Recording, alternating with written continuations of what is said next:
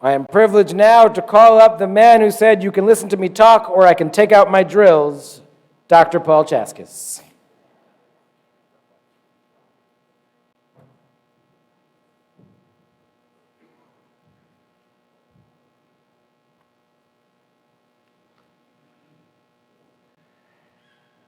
As many of you know, I have been stationed on the Beamer during the high holiday services for many years, but at this point in the Nidre service, I am usually sitting in the third row of the ballroom with my family. However, this year, I am excited to be standing here instead, looking out to a fully filled sanctuary and ballroom. If you have been reading my weekly ponderings, you probably have noticed a common thread. Each week, I start with a quote.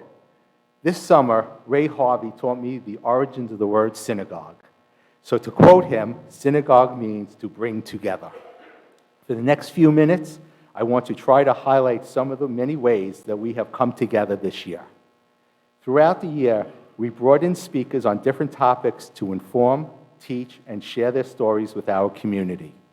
For Breast Cancer Awareness Month, Paul Woldar and Rebecca Obedian brought us a panel of doctors and survivors. In recognition of Yom HaShoah, we welcome second-generation Holocaust survivors who shared their aunt's story thanks to the Elke Rosen Foundation and the committee consisting of Gail Rado, Ilana Goffman, and Cantor Marlene Cohn.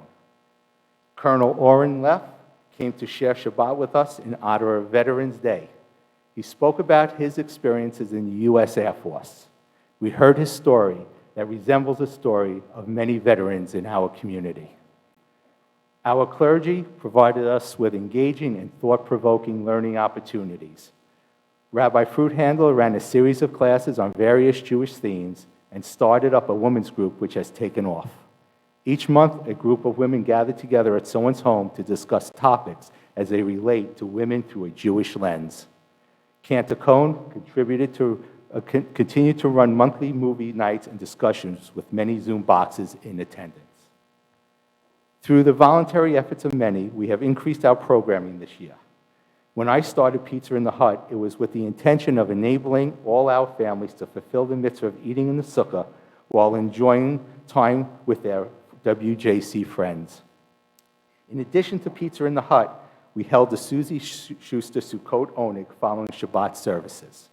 Susie always took pride in serving various candies in her baskets on Sukkot, not because she loved the baskets, although I know that to be true, but because it brought her Woodbury Jewish Center community together to enjoy sweet treats. This past year, our ECE families were able to come together to make edible sukkahs during a fun-filled Sukkot program. The 8 crazy nights of Hanukkah were once again a big hit thanks to Roe and Mitch Clipper, to Rabbi Fruithandler and the Hanukkah committee. We were able to return to having our annual Hanukkah party that filled the ballroom with much ruach as multi-generations came together to celebrate. Putting on my blue apron that evening, I was eager to be joined by Jeff Holbrook, Andrew and Barbara Rosenblum, and Ellen Feit behind the food line. Because of the generosity of our congregants, we were able to collect over 350 pairs of socks during our Hanukkah sock hop. The inaugural Adults Purim Party followed the much-anticipated Francis Widover Purim extravaganza. Thanks to Erica and Ken Widover and the Purim Committee, our members, school families, and staff were brought together for a fun, delicious carnival-themed evening after hearing the Megillah. Children received prizes from each of the carnival games thanks to the generosity of Great Neck Games. Our Shalach Munot were able to be given a makeover with the increased support you showed. Every member in our congregation received a Shalach Munot from not only one person, but so many of you who kindly chose to send to the entire membership. Thank you to Nicole Outstasher for her hard work in organizing and her team of volunteers who assembled and handed them out. Jewish holidays are often associated most with a meal. It may be an ongoing joke to many, but it is really how I see it best. Passover is and always has been my favorite holiday for many reasons, with eating at home all week being the top. This year, I was able to eat at our WJC home with many of you twice during the week. For the first time, we were able to offer 2 midweek dinners for Passover and a dairy Shavuot dinner. Nancy Sherman organized a field trip for our community to the Jewish Museum in New York City. Many members met up for a private tour of the new exhibit at the museum. Everyone came back more informed and more connected. There will be additional opportunities for travel and trips in the coming year, which I will talk about more tomorrow. Our schools are bursting at the seams. Under the direction of Cindy Common, we have 2 universal pre-K classes in our building this year, as well as full 2s and 3s program. The ECE ran monthly mitzvah projects that engaged our youngest students in wonderful acts of kindness. Extension programs for after school are offered to all students in Judaic and extracurricular areas. Our religious school, under Dr. Rachel Treshin's leadership, expanded the number of programs for each grade level. Our K-2 students helped lead us in prayer during 2 K-2 Shabbats. Our Bet, Gimel, and Dalet students each had their own Shabbat service. And our Hay students welcomed in Adam Novak to discuss funeral and death during their life cycle studies. The entire school enjoyed chocolate seders in anticipation of Passover.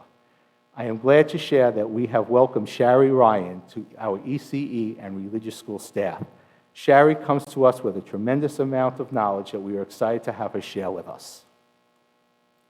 Tzedakah and Tikkun Olam are both values that we strive to live out.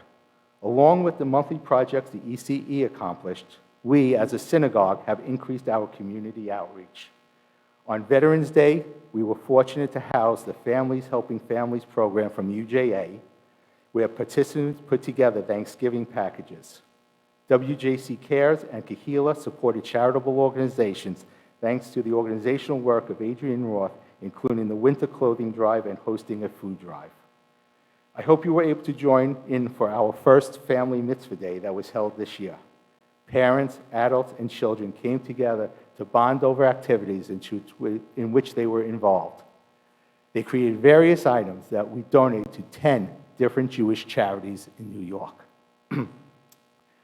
During many Shabbat Kiddushes, we come together to celebrate. Thank you to all of our members who decided to sponsor Kiddush this year. It is wonderful to share a birthday, anniversary, or simcha with the synagogue friends. We are lucky to have had many new families join us over the last 3 years. Although we couldn't celebrate with them during COVID, we were able to hold new member Shabbat again this year, where we recognize all our new members over the last 3 years. Speaking of sharing with your synagogue friends, last week you received a Sweet Wishes bag that was also sent to our college-age students who are away from home this holiday. Thank you to Nicole Altsasher and Lisa Sakai for bringing the projects to fruition. Nothing is sweeter than seeing all of our spaces overflowing on Rosh Hashanah. For the first time this year, we had 2 family services. Our youngest children and their families gathered downstairs for services, while our expanded chapel was filled with the older religious school students. Both the youth lounge and chapel were packed, as were the sanctuary and ballroom. We hit 1,700 people on Rosh Hashanah, which is the largest we had in years. As I looked at the room, I cannot help but picture what else we would be able to do if each of you increased your support, even just a little, from last year. We have been brought together for all these reasons and in all these ways, as well as so many others. We have been brought together to the building that has top-notch security. Thanks to the labor of love of David Sakai and Andy Lignato, we have secured multiple security grants that have enabled us to replace the doors and windows with bullet-resistant glass. We are in the process of changing our entry access to make it even more secure.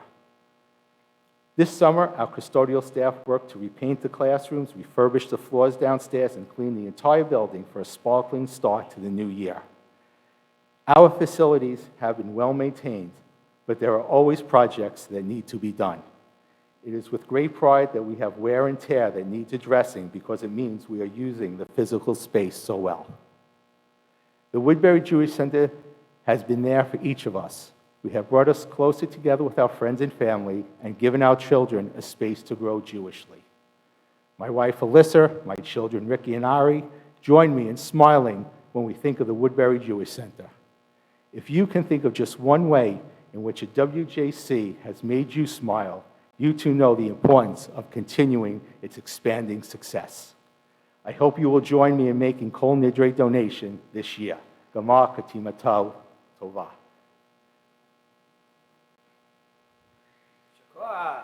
Thank you very much, Dr. Chaskes. If you remember, you've got a little card, or a lot of them around, that's got a QR code on it. That way you can, when you get home tomorrow night after the shofar blowing, you can sign up and do it right online.